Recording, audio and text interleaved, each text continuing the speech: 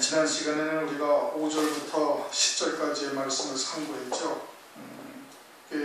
하나님의 은혜를 도리어 세교거리로 바꾸고 홀로 하나이신 주제 곧 우리 주 예수 그리스도를 부인하는 자들에 대해서 구체적인 예로 소돔과 고모라를 예를 드신 겁니다. 소돔과 고모라가 그렇게 하나님의 은혜를 세교거리로 바꾸고 홀로 주제이신 예수 그리스도를 갖다가 부인한다. 그래서 이제 대표적으로 그들이 이렇게 멸망받았음을 말씀을 하시는 거예요. 하나님께서 그와 같이 진노하심이 밖에 있는 사람이 아니라 하나님께서 구원하신 백성들에 대해서 그렇게 진노하신다는 얘기입니다. 이게 교회가 심판을 받고 교회가 하나님의 진노를 받고 있음을 말씀을 하고 있는 거예요. 이 세상은 이미 이제 심판받은 존재인 것이고 그에 따른 이제 집행만 현재 남아있는 것이니 그들을 심판하시는 것이 절대 아니다 이겁니다. 그러면서 이제 그 소돔과 고모라에 대해서 이제 구체적으로 하나님의 그런 은혜를 세교거리로 바꾼 자들의 내용들이 이제 11절부터 16절까지 이제 구체적으로 다시 또 말씀을 하시는 거예요. 그러면 이와 같은 내용들이 마지막 때 요한계시록이 이루어질 때를 앞서 이 교회에 이와 같은 일들이 있을 것을 말씀을 하고 있는 겁니다. 그것을 먼저 보셔야 되는 것이고, 그러면서 이제 자세하게 그러면 이제 세분화해서 이렇게 쭉 그 소돔과 고모라를 대표적으로 앞서서 설명했지만은 그들을 이제 세분해서 이제 쭉 말씀하시는데, 이제 오늘날 하나님의 말씀을 이렇게 하나님의 은혜를 도리어 세교거리로 이렇게 바꾸는 자들이 오늘날 있는 거예요. 오늘날 이와 같은 것이 교회 안에 있음을 우리가 보고 그와 같은 자리에 또는 그와 같은 생각에서 우리가 나와야 되는 것이고 이제 그것을 이제 교훈하시기 위해서 말씀을 하시는 것이죠. 11절 화 있을지 이제 이 사람들이요. 이제 하나님의 은혜를 수교거리로 바꾸는 자들. 이제 그들의 대표가 누구냐? 이제 또 이제 말씀하시는 게 가인의 길에 행하였으며, 가인은 그 반대로 상대적으로 아벨이 있는 거예요. 아벨과 가인의 창세기 4장에서 말씀하시는 것이 아벨은 믿음으로 드렸다.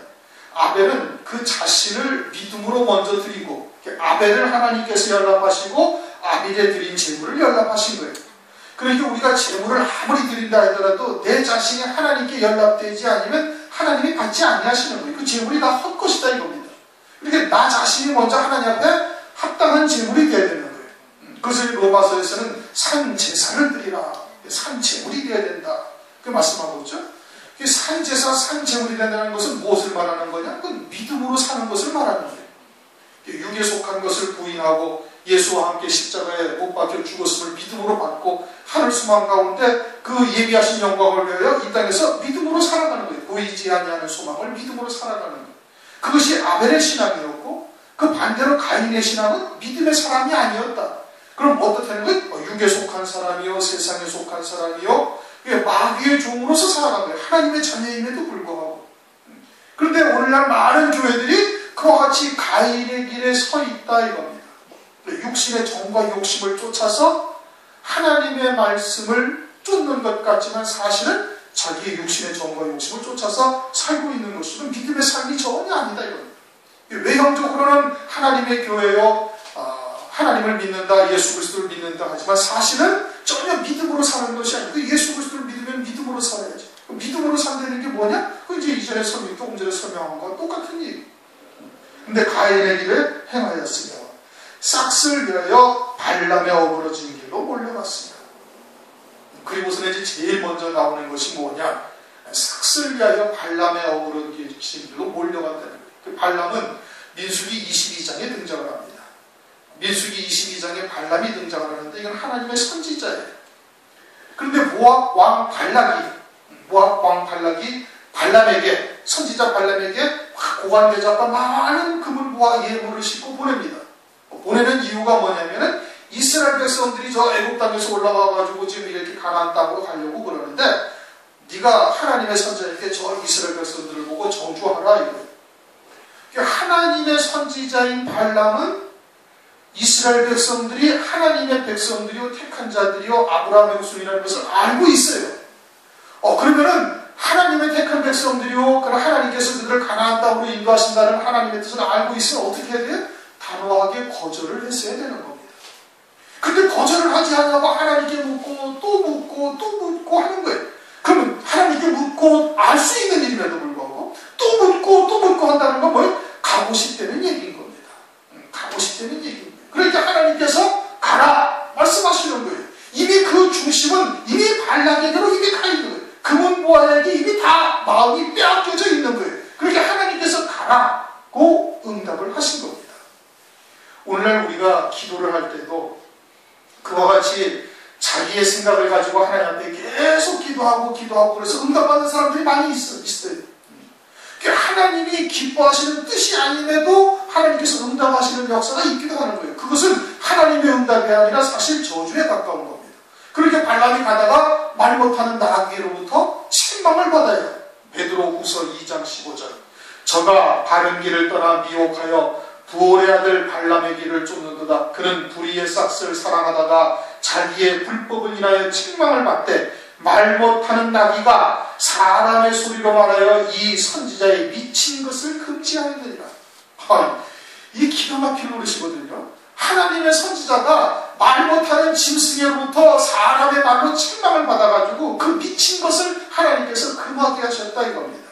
미친 짓을 했다는 얘기죠. 하나님의 종으로서 충분히 할 수 있는 일이고 그는 굳이 기도하지 아니하여도 금방 판단할 수 있는 일이거든요.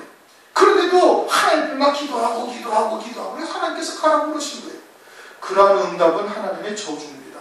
그건 응답이 아니에요. 하나님의 축복의 응답이 아니에요. 그건 저주에 가까워요. 그러다가 짐승 나귀로부터 책망을 받는 거예요.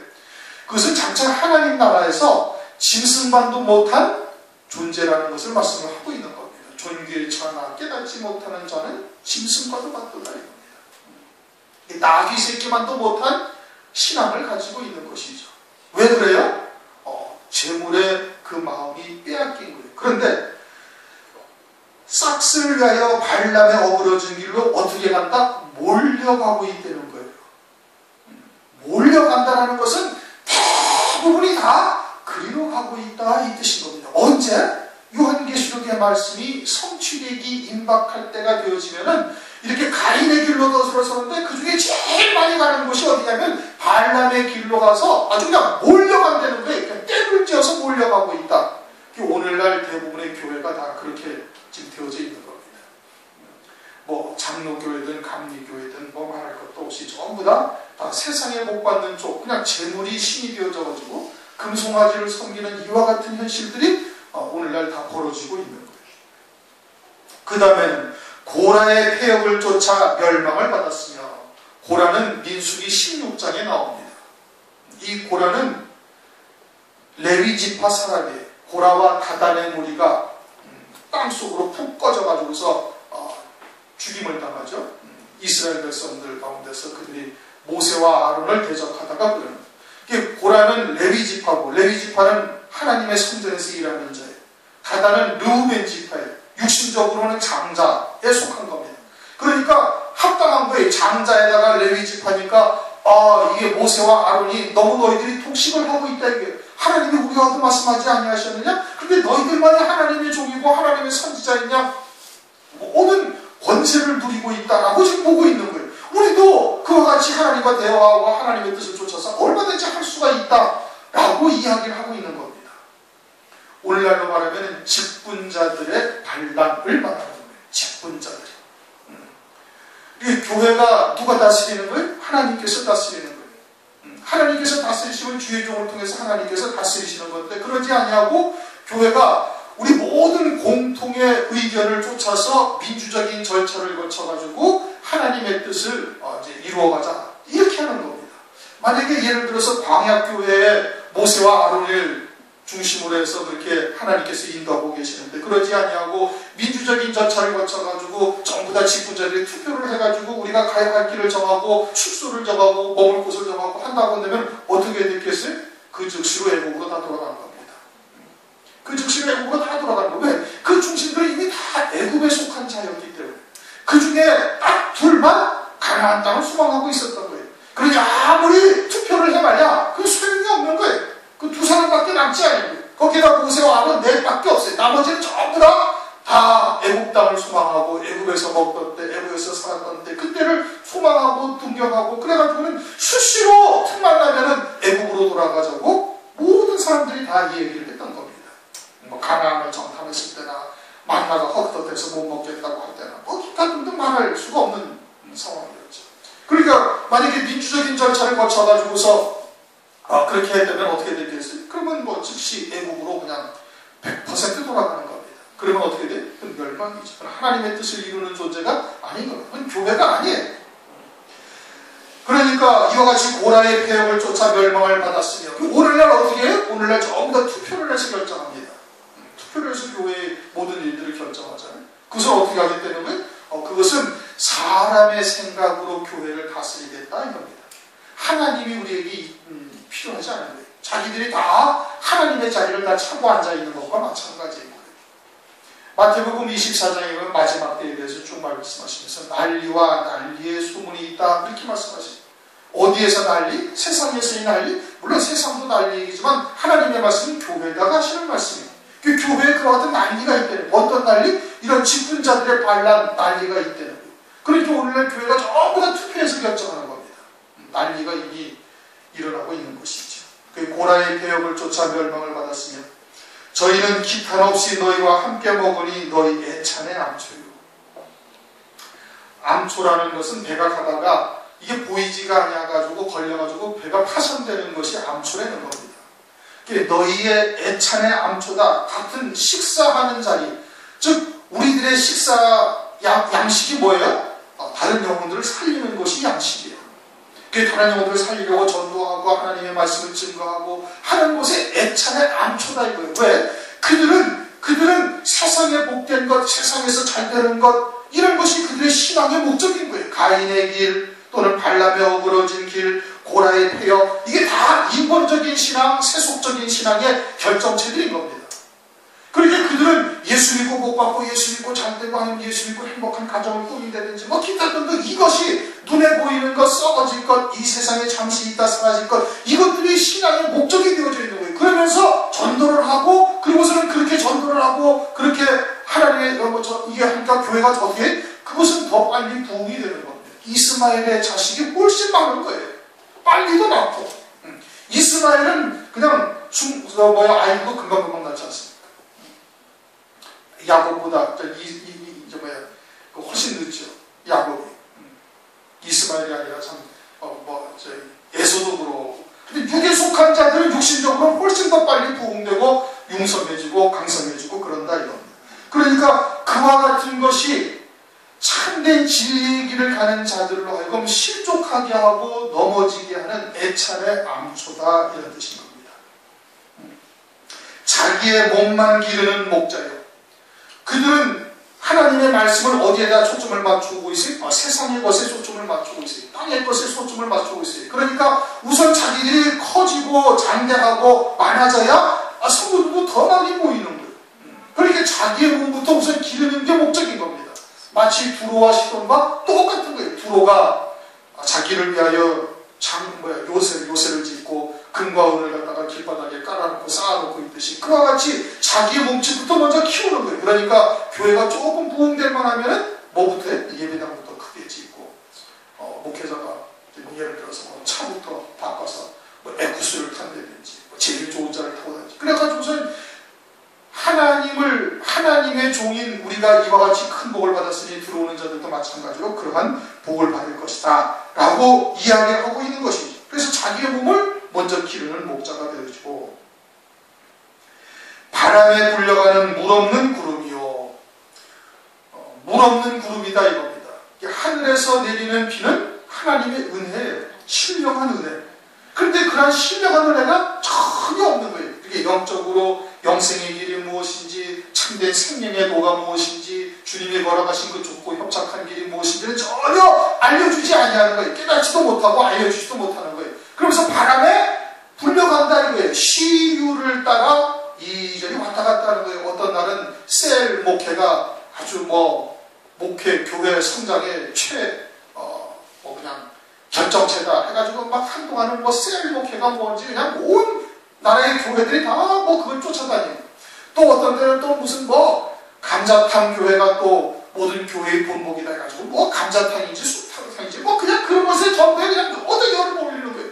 또는 무슨 제자 훈련이 또 뭐다 해가지고서는 또 막 그것이 또 한 12년 동안 우리나라 교회를 갖다가 다 휩쓸어 버리는 거예요. 바람에 불려가는 물 없는 구름과 같은 거예요.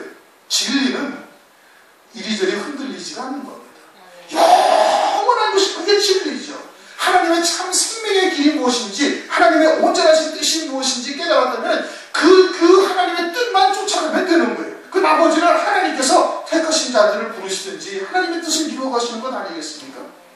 그런데 아주 그냥 주변머리만 있는 거예요. 주변머리만. 오늘날 교회가 그렇게 바람에 불려가는 물 없는 구름이 되어져 있는 것이죠. 그래가지고 어떻게 된다? 죽고 또 죽어 뿌리까지 뽑힌 열매 없는 가을나무.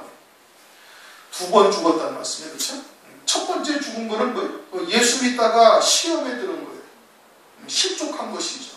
그래가지고 하나님께서 징계와 채찍으로 벌하시는데 회개하고 돌이켜야 되는데 돌이키지 아니하고 도리어 대적하는 것. 그게 2번 죽은 거예요. 그런데 그 나무가 얼마에 어떻다고요? 가을나무다. 뿌리까지 뽑힌 가을나무다. 그러면 도저히 더 이상 소생의 기회가 없는 것이죠. 가을나무가 뿌리가 뽑혔으면 그 다음에 어떤 계절이 돌아와요? 겨울이 돌아오는 거예요. 뭐 봄이나 여름 같으면 혹시라도 다시 뿌리가 결까지로 내려가지고서 뿌리를 내리고 살아갈 수 있을지 모르지만 가을나무는 그건 그냥 죽는 거다 이겁니다. 이 영원한 멸망에 처해진다. 어디가 그렇다는 거예요? 교회가 그렇다는 거예요. 누가? 이와 같은 교회들이 주님의 재림에 앞서 환난의 때 완전히 뿌리까지 뽑혀서 다시 말하면 그리스도처럼 경배하고 짐승표를 받고 그리고서는 하나님의 진노의 심판을 받는 자들이 된다 이겁니다. 자기의 수치의 거품을 뿜는 바다의 거친 물길. 그들이 자랑하는 것은 뭐예요? 세상의 영광을 자랑하는 거예요. 세상에서의 가진 것을 자랑하는 거예요. 그런데 그것이 뭐라고요? 그건 거품이라 수치의 거품이 잠깐 있다 사라질 것이다. 하나님께서는 그 영광을 표현하여 뭐가 되기에? 하나님께서는 그 영광을 표현해서 이 부끄러움에 있게 하신다. 빌립보서 3장 19절 저희의 마침은 멸망이요 저희의 신은 배요 그 영광은 저희의 부끄러움에 있고. 그들이 영광스럽게 생각하던 모든 것들이 다 어떻게 된다? 하늘나라에서는 수치를 겪게 되어진다. 호세아서 4장 7절 저희는 번성할수록 내게 범죄하니 내가 저희의 영화를 변하여 욕이 되게 하리라. 그래서 수치의 거품이다 이겁니다. 수치의 거품을 뿜는 바다에 거친 물결이요. 거친 물결이다. 그래서 그것을 쫓아가는 배들을 파손시키는 거예요. 죽이는 것이죠. 영원히 예비된 캄캄한 흑암에 돌아갈 유리없는 별들이다. 유리하는 별들이다. 그 별들이라는 것이 주의 종들을 말하는 것이죠. 이제 그와 같은 이러한 것을 쫓고 있는 자들이 이와 같이 영원한 어둠에 들어갈 별들이다, 종들이다 이겁니다. 하나님의 종은 하나님으로부터 분명한 소명이 있어야 되는 겁니다. 부르심이 있어야 되는 거예요. 부르심이 있어도 또 온전히 자기의 정과 욕심을 십자가에 못 박지 못하면 타락할 가능성이 얼마든지 있는 겁니다. 그런데 심지어 하나님이 부르시지 않았음에도 불구하고 그와 같이 하나님의 종의 자리를 들어가는 자들이 오늘날 많이 있는 겁니다. 그건 뭐 역대하에도 나와 있잖아요. 뭐 그냥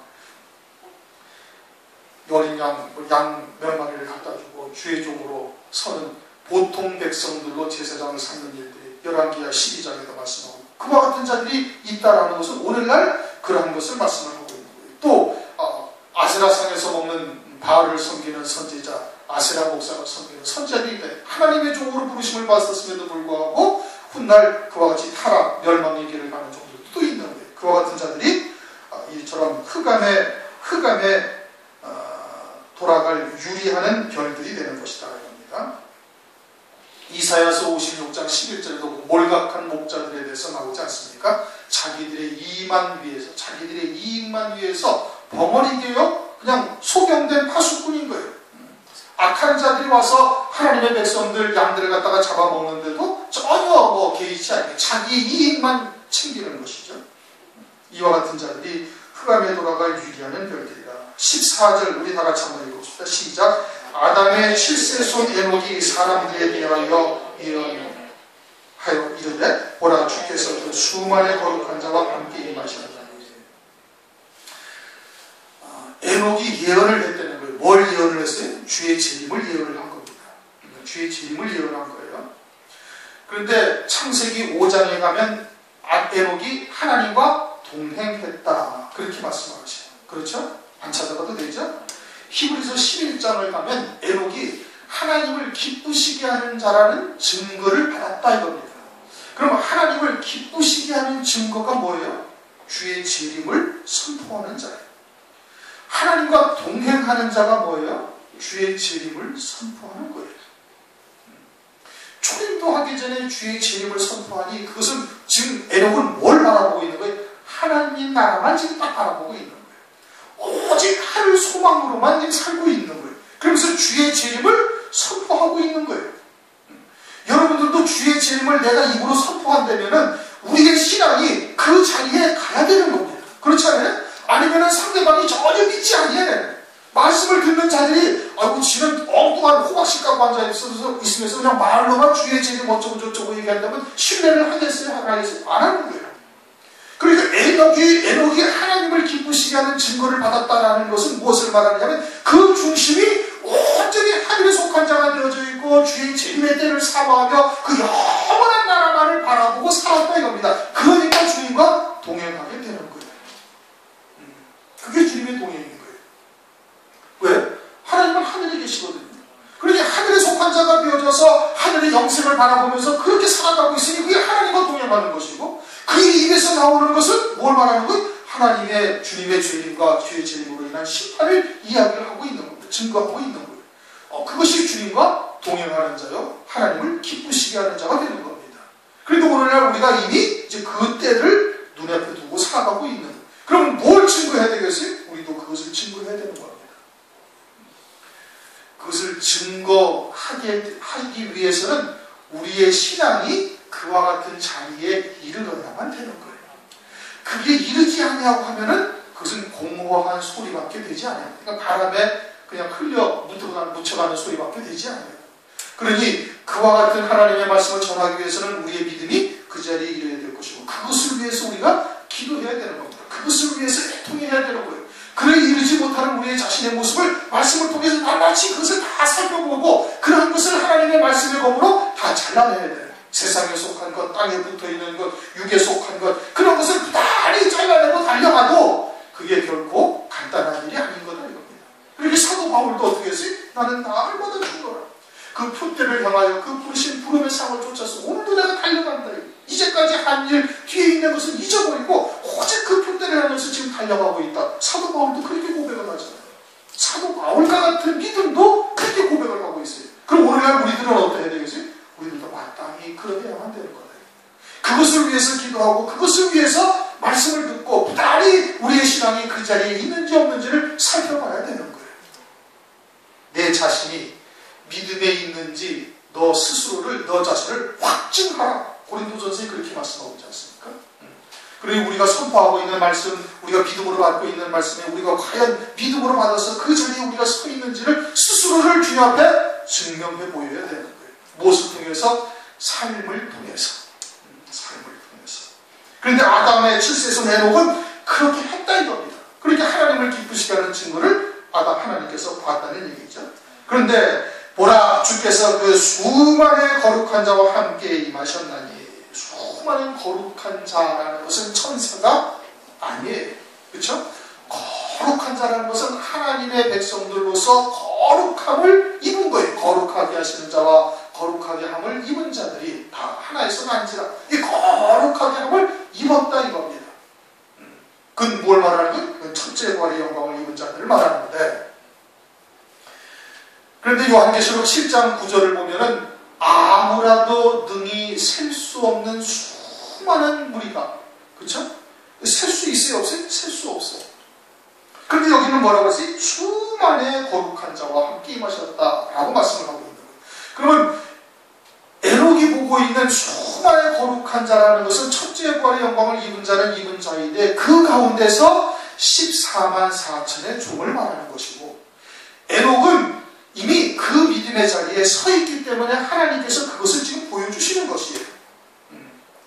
분명히 요한계시록 7장 9절에는 아무래도 능히 셀 수 없는 물이라고 말씀을 하셨고, 그런데 여기서는 수만의 거룩한 자라니 이것은 14만 4천의 종들, 첫째 벌의 영광을 입는 자들 가운데 두 증인이요 주의 재림의 앞서 예비하는 종들로서 쓰임받는 자들을 의미하고 있는 것이고, 그것은 에녹이 그와 같은 믿음의 자리에 이미 섰다라는 것을 성령 하나님께서 그것을 보여주심으로써 이제 우리에게 알려주시는 겁니다. 15절, 이는 무사람을 심판하사, 누가 심판하는 거예요? 주님과 거룩한 자가 심판하는 거예요. 그래서 제자들에게도 요한복음, 마태복음 19장 28절, 인자가 다시 세상에 와서 자기 나라에 올 때 너희들도 나와 함께 보좌에 앉아서 심판하리라 말씀하고 있죠. 제자들에게 그렇게 말씀하셨어요. 요한계시록 20장 4절에도 보좌에 앉아서 심판하는 자들, 첫째 부활의 영광을 입는 자들 가운데 심판하는 자들이 있음을 말씀하고 있죠. 이 계시록 20장 4절, 또 내가 보좌들을 보니 거기 앉은 자들이 있어 심판하는 권세를 받았다. 누가? 첫째 부활의 영광을 입는 자들이. 왜 그들이 심판하는 권세를 주셨어요? 똑같은 육신을 입고 이 땅에 보내심을 받은 거예요. 그런데 그 심판하는 자리에 앉은, 보좌에 앉은 자들은 정과 욕심을 온전히 십자가에 못 박고 하늘에 속한 자로서 오직 믿음으로 이 땅에 살았어요. 그리고 하늘에 예비된 영광을 위하여 당신의 목숨까지도, 자기들의 목숨까지도 기꺼이 버린 거예요. 주님과 같이. 주님도 아버지의 뜻을 위해서 십자가에서 희생당하신 것과 똑같이 그들도 아버지의 뜻을 위하여 이 땅에서 육신의 목숨을 버려버린 거예요. 그래서 그리스도의 신부로 어린 양의 아들로 그들을 주님께서, 하나님께서 세우신 것이고, 그들에게 주님께서 온전히 똑같은 육신을 입고 온 하나님의 백성들로 하여금 그들 앞에서 심판을 받게 하신다 이겁니다. 근데 뭘 심판해요? 모든 경건치 않은 자의 경건치 않게 행한 모든 경건치 않은 일과 또 경건치 않은 죄인의 죽게 거스려 한 모든 강팍한 말을 인하여 저희를 정죄하게 하심이라 하였느니. 말씀이 어렵지만은 간단하게 경건치 않은 자들의 행동과 말을 심판하신다 이겁니다. 그럼 경건이라는 것이 뭐라고 그랬어요? 우리가 육신을 입고 이 땅에 살고 있지만 영으로서 의롭다함을 받는 삶이 경건이에요. 디모데전서 3장 16절, 주님이 그 경건의 모습을 우리에게 보여주셨잖아요. 이 땅에 오셨지만 오직 아버지의 뜻을 쫓아서 성령의 충만하심을 입고 성령의 인도하시는 대로 그 모든 것을 다 이루시는 거예요. 그게 경건이다 이겁니다. 이게 하나님 앞에 의롭다함을 입는 것이죠. 그러니까 오늘 우리들도 예수 그리스도를 믿으면서 성령이 임하셔서 아버지의 뜻을 깨닫게 하시고, 그리고 아버지의 뜻을 쫓아 믿음으로 이 땅에서 살아갈 수 있게 하시는 거예요. 그게 경건의 삶이다 이겁니다. 대학생들이 CCC라는 그런 대학 캠퍼스에서 기독 신앙 활동을 하고 있으면서 이제 QT라는 것을 합니다. QT. 그래서 그들은 그것이 경건의 시간이라고 이야기를 해요. Quiet Time이라고 해가지고 조용히 묵상하면서 하나님의 말씀도 보고, 그리고 이제 좀 해석해 놓은 거 한 페이지 읽고, 그리고서는 이제 그 말씀을 묵상하면서 조용히 시간을 이제 지내는 그것을 경건이라고 이야기해요. 그건 경건이 아니에요. 경건이라는 것은 지금 말씀드린 것처럼 우리가 육신을 입고 이 땅에 보내심을 받았지만은 성령으로 말미암아 아버지의 뜻을 깨닫게 하시고 성령의 충만함을 구해서 아버지의 뜻을 어떻게 믿음으로 이 땅에서 이겨나가고 승리하는 승리의 삶을, 열매 맺는 삶을 살 것인가, 이게 경건인 거예요. 대학생들이 그 QT 하는 QT는 자기 성찰,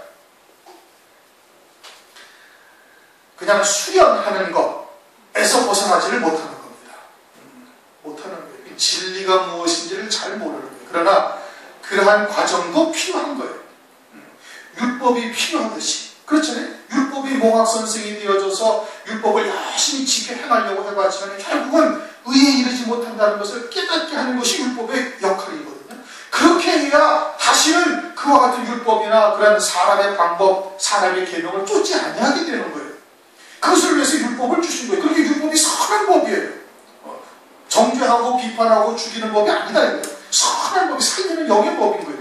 그런데 하나님께서 율법을 주신 것은 뭐예요? 그것을 통해서 의에 이르지 못하는 것을 깨달아야 되는 거예요. 그래야 다시 그런 것으로 이제 시간을 허비하거나 헛된 삶을 살지 않게 되어지는 것이죠. 그러니까 경건치 아니한 자들의 행동이나 말까지도 전부 다 심판하신다 이겁니다. 언제? 하나님의 백보자 앞에서 이와 같이 다 심판에 있음을 말씀하고 있는 거예요. 그러면 오늘날 우리들도 행동은 물론 말할 것도 없지만 믿음의 삶을 살아야 되겠죠. 말하는 것도 이것도 주의해야 되는 거예요. 혀의 권세가 대단하다 그랬습니까? 그렇죠? 그전에도 여러분들에게 얘기했지만은 이제 우리에게 다가오는 환경이 우리가 원치 아니하고 좀 더 어렵고 힘든 쪽으로 갈 때도 있어요. 오늘 이제 오전의 말씀처럼 그럴 때 마음이 먼저 우선 탁 부딪히는 겁니다.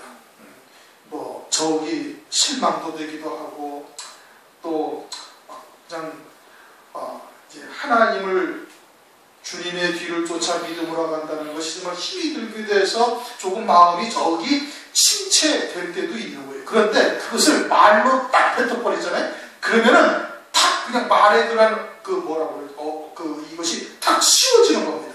거기에 자기가 딱 제약을 받아버리는 거예요. 그렇게 설령 마음은 그렇다 할지라도 입술로는 오히려 하나님의 말씀을 쫓아 찬송하며 감사하며 하나님의 말씀을 읽고 하나님에게로 돌아가야 돼요. 우리는 육을 입고 있기 때문에 마음까지 어느 누가 주님과 같은 중심을 가지고 하나님의 뜻을 쫓아 믿음으로 살 수 있는 사람이 이 세상 천지 어디 있어요? 아무도 없어요. 아무도 없는 거예요. 심지어는 사도 바울도 또는 사도 베드로도 실수할 때가 있고 자기 마음에 끌려가지고서 그렇게 그러한 감정적인 부분들을 나타내는 경우도 있거든요. 그러니까 우리가 그러한 실수를 하지 아니하기 위해서는 어떻게? 말을 조심해야 되는 거예요. 이 혀의 권세가 아주 대단한 거예요. 그러한 마음이 들었다 할지라도 그것을 말로 탁 뱉어버리면 이미 그 굴레를 탁 그냥 마귀가 딱 씌워버리는 거예요. 그래서 자기가 그냥 더 침체되고 더 낙심되고 더 슬럼프의 구렁텅이 속으로 빠져버리는 겁니다. 악한 자들이 물론 말도 그러하지만은 뭐 그런 말할 것도 없고 그들은 심판받는다는 얘기고 그것을 통해서 우리도 뭘 조심해야 되나? 우리도 혀가 움직이고자 하는 대로 그냥 방치해서는 안 되는 거예요. 영이 모든 것을 통제할 수 있어야 되는 거예요. 그 영이 무엇의 다스림을 받아요? 말씀의 다스림을 받아야지. 성령의 인도하심을 받아야지. 그럼 하나님의 뜻이 무엇인지는 영은 알고 있어요. 성령이 무엇으로 우리에게 말씀하시는지는 알고 있다. 무엇을 통해서? 말씀을 통해서. 그럼 어떻게? 스스로 말로도 하나님의 말씀을 가지고 스스로를 다독게 해야 되는 거예요. 그런데 그냥 마음 가는 대로 생각 가는 대로 입술로 턱턱 뱉어버리면은 자신도 모르는 사이에 그 굴레를 팍 써가지고 더 침체되고 더 낙심되고 그래가지고 더 헤어나오지를 못하는 거예요. 마음으로는 잠시 상심했더라도 찬송하고 왜 제가 자꾸 찬송을 힘있는 찬송 또 그런 것을 부르는가? 그냥 십자가의 군병들아 기타 등등 왜 이런 것을 부르는가? 우리가 낙심되고 또는 마음이 어렵고 힘들다 할지라도 그런 찬송을 통해서 우리의 영이 다시 살아나고 우리의 영이 다시 살아나서 하나님의 말씀을 쫓게 되어지면 우리의 마음과 감정도 따라가는 거예요. 그러다 보면 육체도 또 따라가서 다시 힘을 얻어가지고 여러분들이 한 주간 나가서 믿음으로 승리해 갈 수가 있는 겁니다. 그런데 교회 와가지고 그런 자석이 뭐 내일 일은 난 몰라요 어쩌고 저쩌고 하면서 그저 하루 딱 기대가 이래 매일 이런 찬송만 부르고 앉아야 되면 들어서 예배 드리는 것보다 아무것도 없는 거예요. 나가면서 또 어떻게 하지? 근데 이 마음이 딱 쓰는 거예요. 그러나 힘있는 찬송을 부르고 하나님의 말씀을 통해서 다시금 소망을 갖고 그리고 우리의 마음과 생각을 다시면 그래 다시 한 번 더 붙어보지 뭐. 주님이 나와 함께 하심을 내가 말씀으로 확인했으니 또 한 번 해보리라. 그러면서 다시 힘을 얻고 나가는 것 아니겠습니까? 마찬가지로 여러분들도 이 말을 아주 조심해야 되는 거예요. 그냥 생각나는 대로 마음 내키는 대로 막 해버리면 내가 거기에 매여가는 거예요. 혀의 굴레가 이게 뱃사공의 배의 키가 아주 작은 것이지만 이게 뭐를 주장한다? 배 전체를 주장하는 거예요. 이 조금만 돌리는데 그냥 배가 다 돌아가지 않습니까? 배의 키와 같다. 이게 뭐가? 우리의 혀가. 절대 말 조심하시기 바랍니다. 마음은 상심되고 한번 아파갖고 한다 할지라도 이것이 밖으로 나오면 안 돼. 말로는 다시 말씀으로 돌아가서 주께서 믿는 자에게 능치 못함이 없느라 하는 말씀에도 외우면서 다시 되뇌이면서 주의 말씀을 보고 찬송을 하고, 그래서 스스로를 하나님의 말씀에 이 순종, 안 되면 복종이라도 해나가야 되는 거예요. 그게 믿음의 사람인 겁니다. 영이 깨어져서 영이 밝은 사람은 이게 마귀의 역사라는 것을 깨닫는 것이죠. 그렇잖아요. 반경을 통해서 이게 다 마귀의 역사지. 낙심케 하려는구나, 좌절하게 하려는구나. 그런데 어떻게 그 뒤에 계시는 하나님을 바라보면서 어떻게 다시 힘을 얻고 찬송을 부르며 그리고서는 나가는 자가 되어야 된다 이겁니다. 강팍한 말을 인하여 저희 죄를 정죄하려 저희를 정죄하려 하심이라 하였느니라. 16절, 이 사람들은 원망하는 자며, 원망하죠.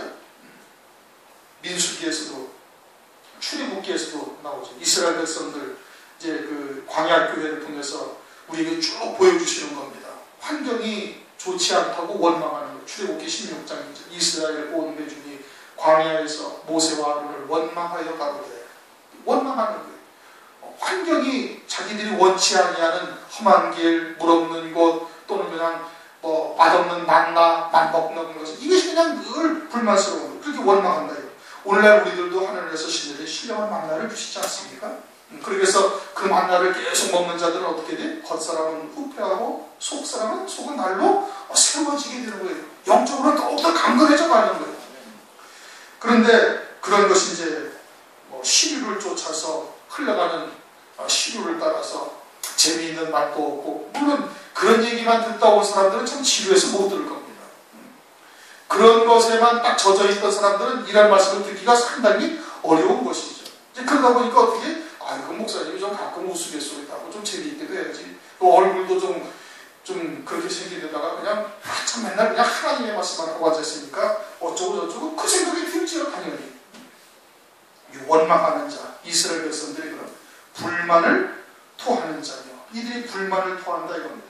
민수기 11장 4절 6절 보면 이스라엘 중에 섞여 사는 무리가 탐욕을 품으매 이스라엘 자손도 다시 울며 가로되 누가 우리에게 고기를 주어 먹게 할꼬. 우리가 애굽에 있을 때에는 값없이 생선과 외와 수박과 부추와 파와 마늘을 먹은 것이 생각나거늘 이제는 우리의 정력이 쇠약하되 이 만나 외에는 먹을 것이 없도다 하면서 불평하는 거예요. 누가? 섞여 사는 무리가. 우리 자신에게 우리에게도 육에 속한 속성들이 여전히 남아있는 거, 이건 죽을 때까지 부인할 수 없는 사실이죠. 그러니까 계속 그런 육에 속한 적들이 십자가의 정과 욕심을 못 박지 않으면 우리에게 자꾸 그러한 생각을 가져다 주는 겁니다. 마귀가 계명을 타서 우리를 갖다가 사망의 자리로 갖다가 잡아오는 것이죠. 똑같은 거예요. 그러니까 정과 욕심을 항상 우리가 못 박아야 돼요. 또 교회 안에도 그와 같은 무리들이 있을 수도 있다. 이스라엘 무리들에게 그와 같이 섞여 사는 무리들이 그렇게 불만을 토하게 하며 그 정욕대로 행하는 자, 육신대로 사는 자죠. 육신의 생각은 사망이다 이겁니다. 그 입으로 자랑하는 말을 내며, 육에 속한 자들, 땅에 속한 자들의 특징은 뭐예요? 자기를 드러내고 자기의 가진 것을 자랑하고 그러는 거예요. 그러나 시편 49편을 보면 이 세상의 영화가 하늘나라에 가져갈 수가 있다고 그래요? 없다고 그래요? 절대 못 가져가는 거예요. 하나님 나라와 세상은 전혀 다른 거예요. 이 세상의 가치관과 전혀 별개의 것이에요. 그런데 많은 그리스도인들이 혼돈하는 거예요. 세상에서의 가치 있는 것들, 그것을 가지고 있는 자들은 하늘나라에서도 그렇게 가지고 있을 수 있다라고 착각을 하니까 이게 좀 심각한 겁니다. 왜 그렇게 착각을 해요? 육에 속한 자이기 때문에. 새 생명이 무엇인지를 전혀 깨닫지 못하는 거예요. 하나님 나라가 전혀 안 보이는 겁니다. 깜깜해. 그렇게 그냥 무지몽매해가지고는 이 세상에서 교단에 총회장하면 하늘나라에 가서도 총회장 안 두면 안 되니까요. 기가 막힌 노릇이잖아요. 그 입으로 자랑하라는 말을 내며 이를 위하여 아첨하느니라. 이라는 것은 자기의 이익을 위해서 듣기 좋은 말로 하는 거예요. 그래서 재앙은 임하지 아니하니라.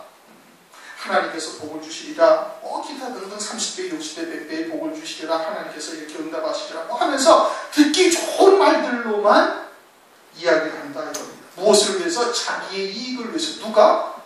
목사들이 그런다는 얘기죠. 하나님의 종은 하나님이 하라 하신 말씀만 전하면 되는 거예요. 나머지는 하나님께서 알아서 하셔야 돼요. 택한 백성이면 깨닫게 하셔서 돌이켜 회개하여 돌이켜서 은혜 받는 자리로 임하게 하실 것이고, 그러지 아니하면 하나님께서 그냥 버리시는 거예요. 이미 2번이나 죽고 또 죽어 열매 없는 가을나무가 되어져 있으면 이것은 하나님의 진노의 심판에 이미 들어갔다는 증거인 겁니다. 그들은 도리어 참된 진리의 말씀을 말하면 대적하고 오히려 자기들을 욕하는 것으로 아느니라. 성경에서 그렇게 말씀하고 있지 않습니까? 자기의 일을 위하여 하찮았다. 오늘날 주의 종들이 그래서 큰 교회당 많은 성도를 목적으로 하고 있으니까, 목회를 비즈니스다 하듯이 하고 앉아있으니까, 그러니까 그들이 듣기 좋은 말로 아첨하고 있다. 이게 언제 있다는 얘기예요? 요한계시록의 말씀이 성취되기 전에 이 11절부터 16절까지와 같은 현상들이 교회 안에 있을 것을 말씀을 하고 있는 겁니다. 잘 분별하시고, 또 우리는 혹시 이러한 것들이 우리 안에 남아있지 아니한지 살펴보면서 그러한 것들을 있다면 철저히 끊어낼 수 있는 저와 여러분이 되시길 주님의 이름으로 축원합니다. 동서점